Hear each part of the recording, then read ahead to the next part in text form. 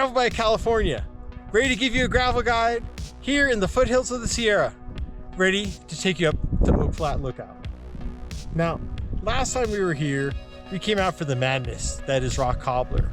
Well, this time Alejandro's leading the way, and a 15-mile climb up? Well, let's see if we can make that through. Let's roll. Or fly. We learned a lot about Bakersfield from the rock cobbler, surrounded by a number of off-road possibilities, including riding along the foothills of the Sierra, but also about its passionate community, including Alejandro passing out extra fluids just for kicks, whose love for cycling also extends into his clothing brand Cumbre. But you can get an even better handle locally, stopping into Grizzly Cycles and saying hello to Kevin, purveyor of the Stoke, whose shop leads rides around town and beyond, and is well stocked to do so. My interest in Rancheria Road came from seeing it pop up on Strava heat maps, and has led people into the Sierra for over 100 years. But when Highway 178 was completed to Isabella Lake in 1931, it's definitely a low volume option to get into the mountains. Our route took us to the Oak Flat Lookout Tower, with 4,500 feet of gain on the way there, with a smidge more on the way back.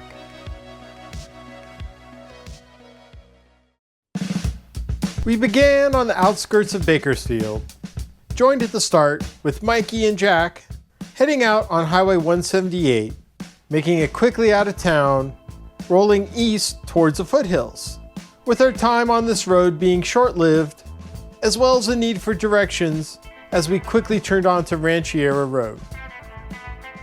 It only made sense we hit the low point of the day, crossing over the Kern River, conversely signaling our transition to climbing, which felt comfortable even without shade. And while riding in summer may not seem ideal, the hillsides had a distinct smooth texture, also draped in a unique tint of bronze-like gold. But there are reminders you weren't in a painting, and your hands will soon feel it, as our affair with pavement was soon coming to a close, as there's no greater sign than a sign, making the full transition to dirt on mile 3 of Rancheria, as even the nearby details carried a dusty hue. But the first 5K of off-roading rises steadily, staying consistently near 5%, and while you become accustomed to the silence, it will get interrupted by vehicles from time to time. But with trees starting to intercede the landscape, gestures a new phase of the ride.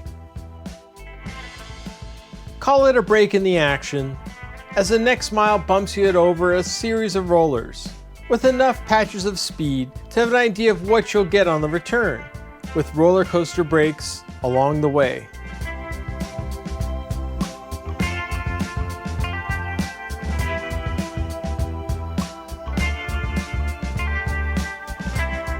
The transitions are definitely not subtle, and a good time to catch your breath, to view details like this fire-prepped address sign, or bovines that were camera ready. But with one last dip ahead of us, carrying our momentum ahead was problematic. Not just how this incline was going to deny us, but how the livestock was eager to make their presence known. The threat of zombie cows chasing us was low, but glad to get across this cattle guard just in case, and to have this chopper available too. Passing this ranch with a lot of knickknacks and larger than life signage, with maybe a local that wanted to join too. But we were now back in steady climbing mode, just as we passed the halfway point to the peak, while I continually gazed how evenly nature placed these trees, as I used the scenery as a constant distraction, as the real effort was just getting started. As we used the next piece of shade for a regroup, we started a 3.5 mile stretch, averaging 9%, as there were many difficulties to factor in, getting little breaks of shade on the south side of this canyon, and the dirt was in great shape as well. But no complaints here for the change of surface, even if its inclusion was brief, giving an opportunity to ride at tempo, and again thinking that this descent was going to be even faster, while savoring anything to help keep the heat down, because you'll spend a significant amount of climbing in the teens, making you consider hitching a ride with the occasional OHVs, but you could tell we were making upward progress looking beyond, and using the next significant shady spot for a stop to say goodbye to Mikey and hello to the other graveliers with an earlier start.